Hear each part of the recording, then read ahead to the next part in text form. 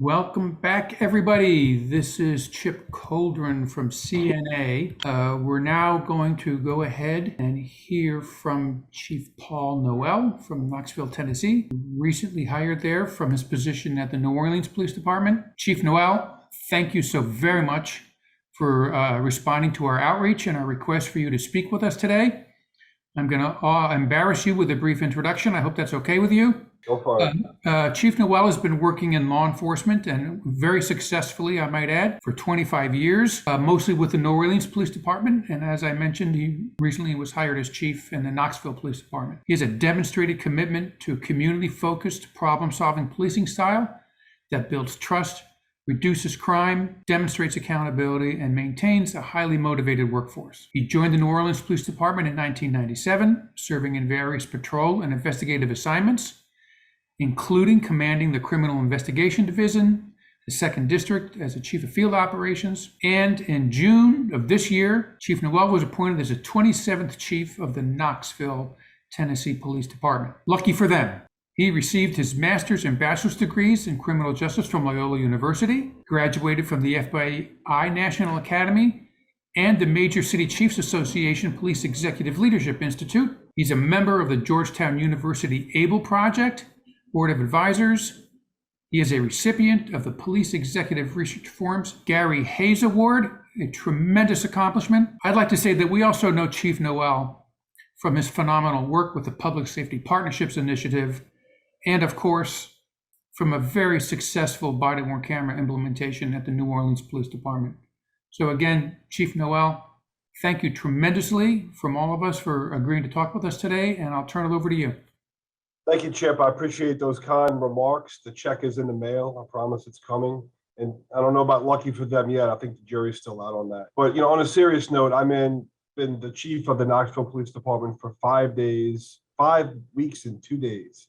So just like Chip said, 25 years with NOPD. And while I believe my NOPD experience is very significant here, is New Orleans was one of the first police departments to implement a body-worn camera program. And then now I've transitioned over to the Knoxville Police Department, and the city of Knoxville implemented a body-worn camera program last year. 12 days after implementation of our program, we had an officer-involved shooting where we had 4 officers involved in an officer-involved shooting. One of the cameras fell off, and another officer failed to activate their camera. 2 officers did activate their cameras. So, think about that. That's something I'm actually still having to address now as the new chief coming on the back end, that officer involved shooting. An agency like NOPD, we've been doing body-worn cameras in New Orleans for a long time, really since the technology was first started. And now I'm, with Knoxville, and we're still in the beginning stages of learning all the ins and outs of having a body-worn camera program. So I have some time at the end of this. If anyone has any questions for me, I'll be kind of happy to talk about some of my experiences transitioning from an agency like New Orleans to an agency like Knoxville that's in the beginning stages of this program. It's certainly something I'm still learning as I go, but my experience in New Orleans is also very, very helpful with that. So why do we need body-worn cameras? So if you're starting a brand new body-worn camera program, or you're thinking about starting a body-worn camera program, the question that, you may be asking, or your city manager or your, mayoral administration may be asking, is why do we need to invest this money in body-worn cameras? They're very expensive. The technology is expensive. The storage is expensive. The installation is expensive. Well, the biggest thing that I've seen from New Orleans coming over here to Knoxville is, how much has changed of the mistrust in police. I think gone are the days where a police officer could walk in court, raise their right hand, and testify, and have everyone automatically believe what that police officer says. In this day and age, in this 21st century, post George Floyd, post everything that we've gone through in policing in the last few years, people expect video. They expect video from every angle. And I think, one of the problems is like people really, they expect like TV quality video that absolutely show everything. That's why I think it's so important for us to have not only body-worn cameras, but also in-car cameras as well. So we're able to capture a critical incident or any incident from as many perspectives as possible. So important. If you have a critical incident, if you have an officer involved shooting, and especially if you have body worn cameras and there's no video, you have a big problem. It's one of the things that keeps me up at night as a brand new chief is what happens if one of my officers is involved in a critical incident, but they fail to activate that camera. My job could be on the line. That's why it's so important that, we emphasize the importance of these programs. Transparency is critical in policing, right? Well, body worn cameras give us transparency. They help us demonstrate that there is nothing to hide. They also give us tremendous opportunities to really demonstrate what police actually do. The many good encounters that we have every day. All too often, people just want to focus on negative encounters that they have with police. But the reality is, we have hundreds of thousands of positive encounters for every possible negative encounter. And I think it's so important that we proactively use that video as much as possible to get our story out, for us to control our narrative instead of allowing the media and other individuals to control that narrative for us.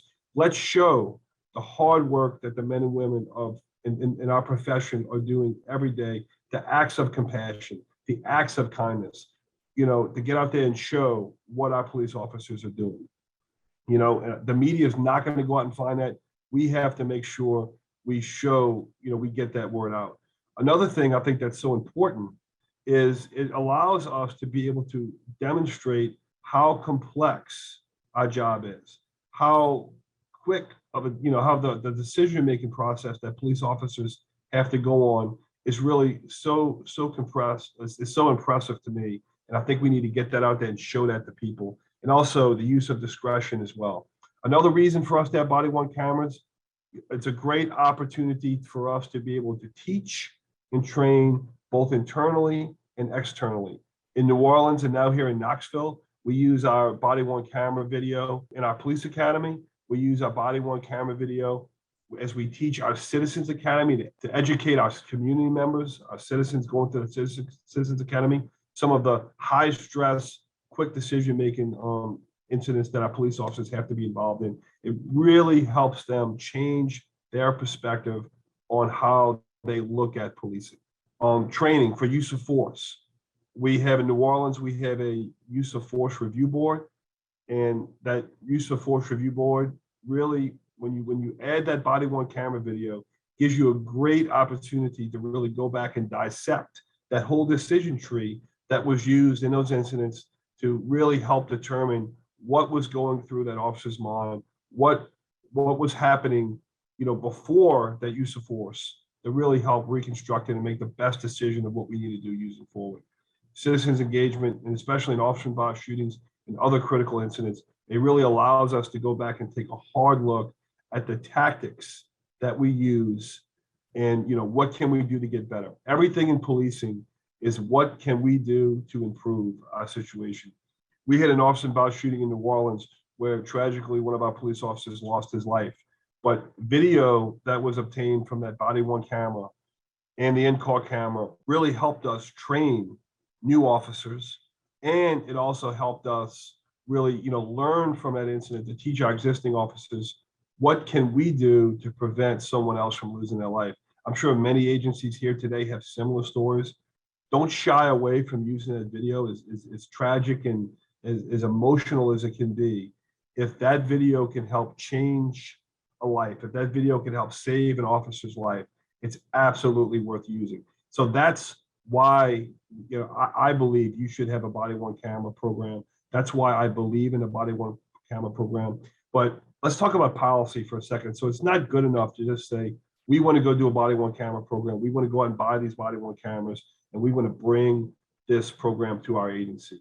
You really need to have a robust policy to regulate your body-worn camera usage, when it's activated and when it's not. Because just like I said before, the only thing worse, I think, than not having a body-worn camera is having body-worn cameras, but not activating them when you need to activate them.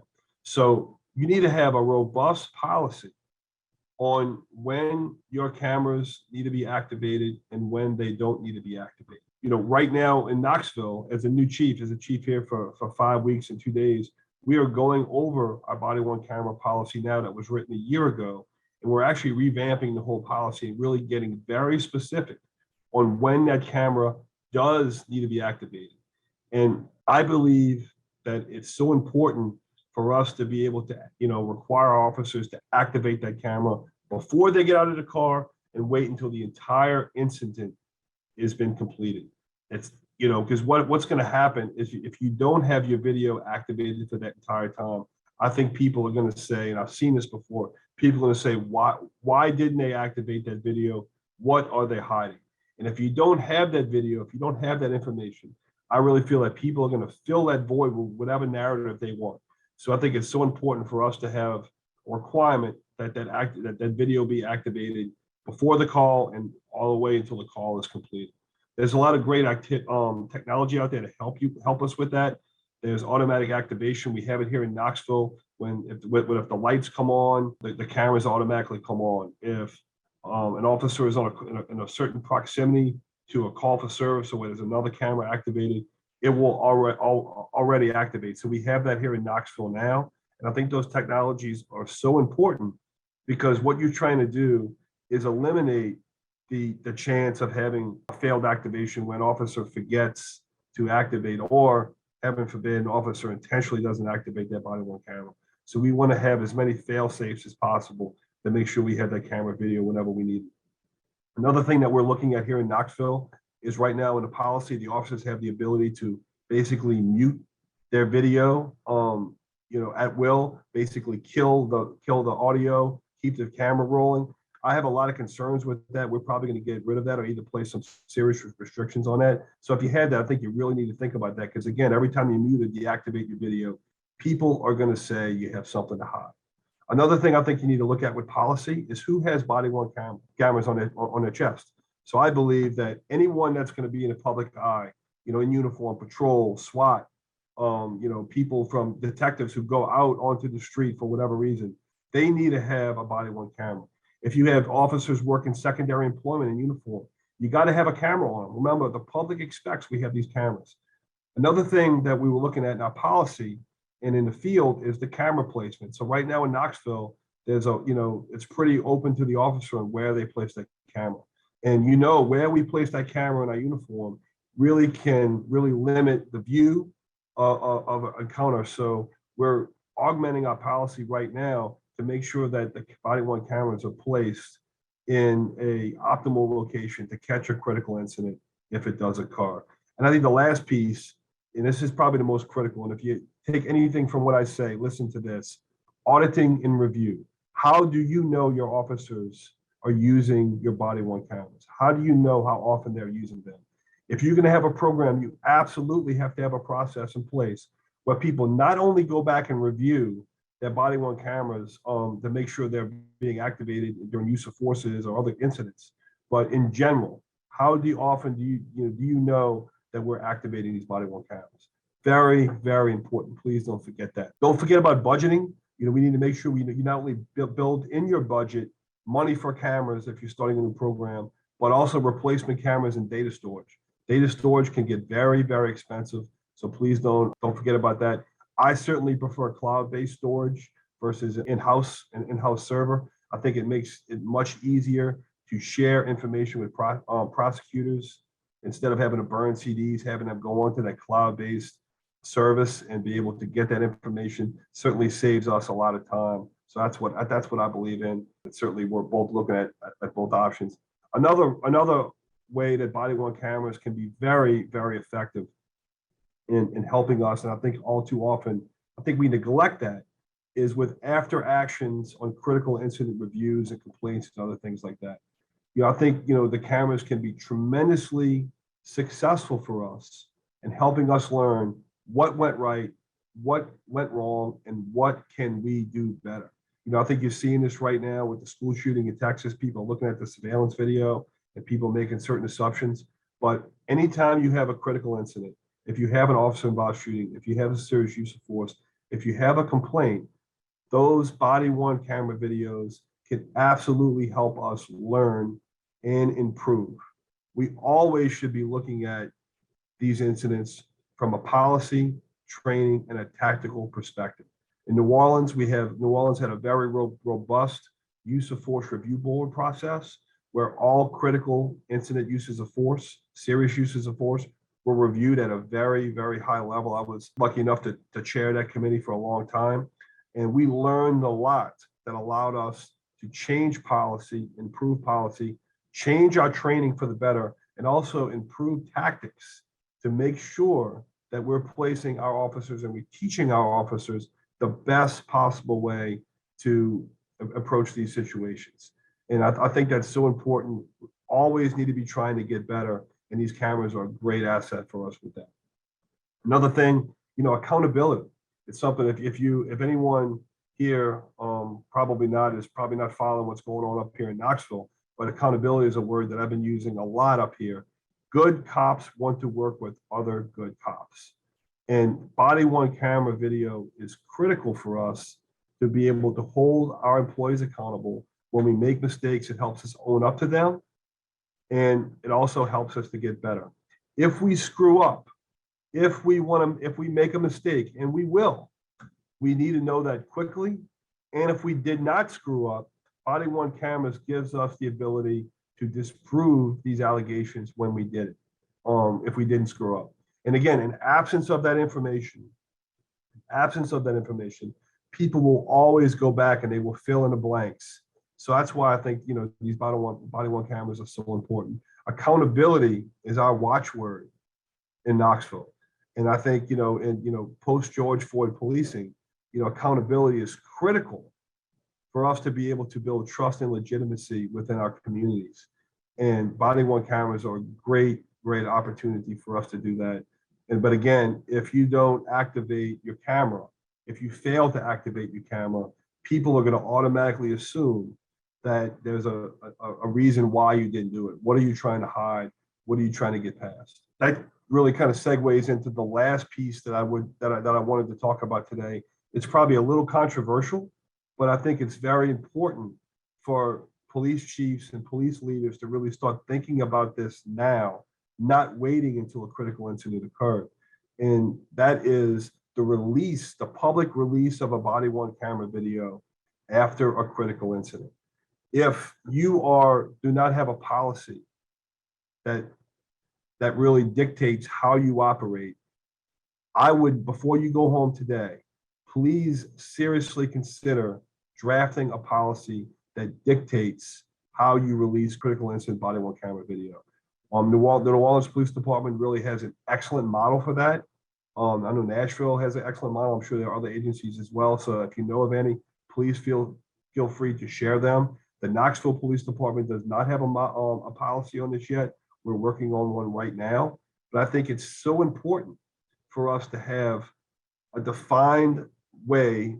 We're going to let everyone know when an incident happens, not if, but when, and they will happen. What are we going to do to release that video? How is that process going to work? The New Orleans policy defines a critical incident is an event where an officer uses force resulting in hospitalization or death.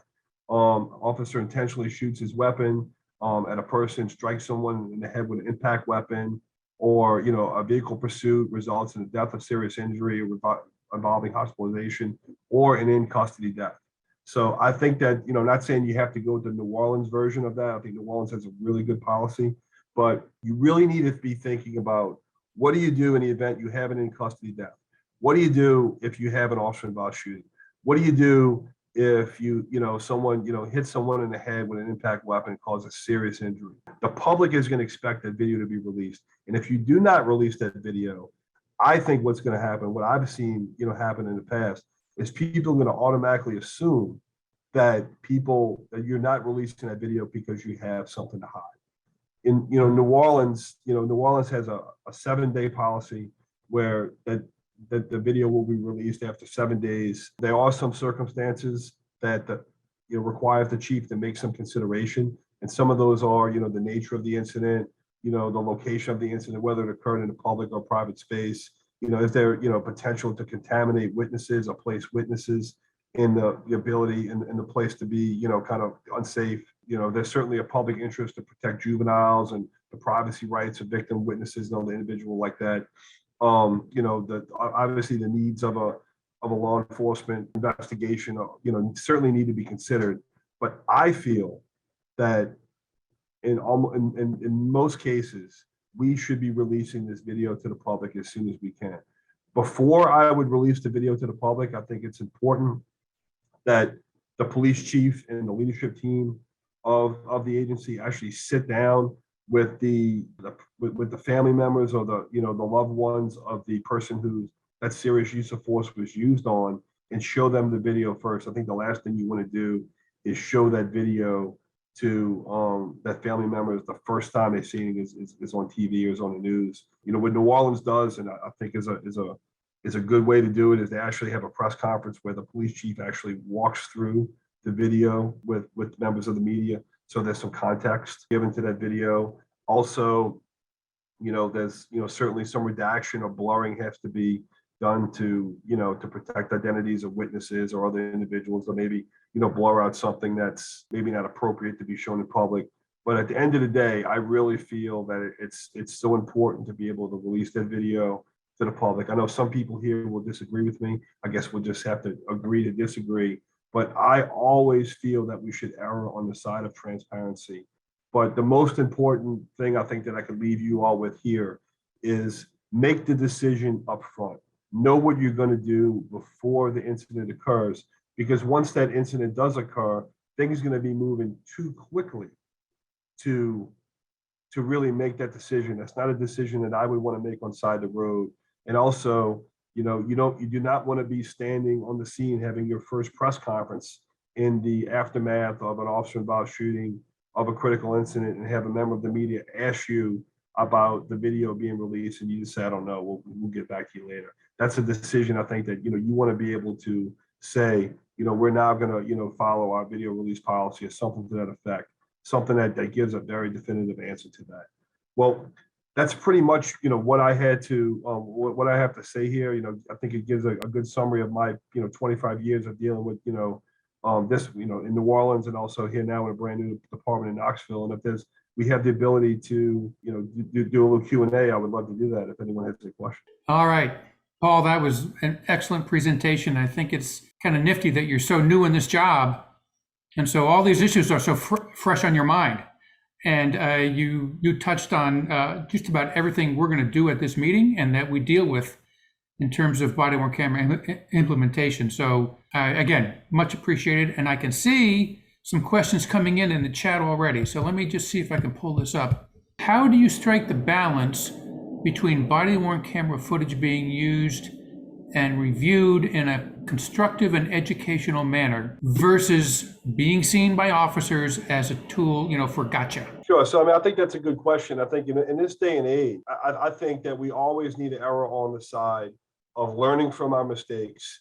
And, the gotcha thing, I think police need to kind of get over that a little bit, right? This is the end of the day, we are probably the most highly scrutinized profession in the United States. And you know what, rightfully so. We're the only profession that has the right to, use deadly force to protect ourselves and protect others. And we have the ability to take someone's freedom away, by the powers of arrest. So I think we should be held to a higher standard. That's why I think, police leadership has to do, go above and beyond to really be transparent. But we're using the word accountability, over and over again in Knoxville. Accountability does not mean being heavy-handed with discipline. It does not mean gotcha. What it does mean is acknowledging when we make a mistake, acknowledging that and fixing it and fixing the error. And what I tell everyone here is we can fix almost every mistake that you make, other than lying or something really, really bad. But we have to know about it, we have to acknowledge it, and we have to accept it, and we have to learn from it and move forward. So that would be my answer to that. Nicely put. Here's another question. With the review process of body-worn camera videos, how often do you see the need for redaction of persons and faces from those videos? I think that's a good question. Right? I think that's something that you have to, probably work out with, your city's leadership and, with the whatever law department or whatever attorneys that you have. What I would say to that, without talking to the lawyers, would be if someone is not, if they're not a primary player, not a primary actor in the event, Officers obviously shouldn't be redacted. People that we're encountering. But if you have someone that just happens to be passing by, it's not a primary actor in what's going on. It's probably best to redact them for privacy. If you have juveniles, I certainly think that there's probably something to be said to redact them, because you don't want kids or anything like that having their videos being released. But other than that, I think it's probably best that we don't redact. Yeah. Thank you for that. Another quick question. Have you identified an optimal spot for the cameras that you're looking to put into your policy in terms of placement? Sure. Excellent question. So our team in Knoxville is actually field testing that right now. So we use the Axon cameras in Knoxville, and Axon, gives you that. They don't really tell you where that best place is. So right now we are actually doing a field test, and I would encourage you to do the same thing. We're doing a field test with 6 places, 6 places, basically 1, 2, 3 kind of across the mid chest, and 1, 2, 3 across the lower chest. And we're actually doing a field test right now. And what we're finding, and we're not completed it yet, but what we're finding is different placements give you different views depending on what you're doing. And some of the placements are optimal, except when you have your hands pointed out like you would with if you were pointing your firearm. So we're doing that field test right now. And I think kind of what we're gonna find is probably the support side is going to be the support side from the pocket to right below the pocket on the support side is going to be the optimal location. But our team in Knoxville is still doing that field test. What I would do is I would encourage you, if you have some concerns with that, is to go out to your police academy and take 6 different officers and put these cameras in different places and run them through different types of activities where they're simulating being in a struggle with someone, simulating pointing a firearm, shooting at the range, shooting at different types of targets, and see what you capture. And that's what we're doing right now. But I think we're going to end up with support side. Right. I'm going to thank you so very much for just being available for these. How do you address concerns about pretrial publicity and a suspect's right to a fair trial and a 7-day release policy? So that's a legitimate question. But this is what I will say to that. I absolutely feel we should always err on the side of transparency. If you have an officer-involved shooting and your community is upset, if you do not share that video, what's going to happen is people are going to automatically make their own narrative. And you're going to have a lot of unrest. And if you're waiting for a trial, you could be waiting a year, year and a half. I do not think when you're balancing the risk reward that it is worth it. In this day and age, there's so much video out there with surveillance video and so much publicity. I don't think sharing body-worn camera video is going to affect that at all. I would 100% advocate for releasing that body-worn camera video as soon as possible. Good. Okay. I'm actually going to bring this session to a close. Permit me, Chief, to thank you once again profusely on behalf of everybody involved in this meeting. I know we have a couple more questions. We'll see if we can't work with Chief Noel offline and get a few more responses to those questions for those who asked them. I shared my email in the chat as well, somewhere on there. So I saw that. Yeah. Reach out to me directly. I am in my 5th week, so I got a little going on up here. But I'll be happy to work with anybody to help them any way I can. Yeah, appreciate it.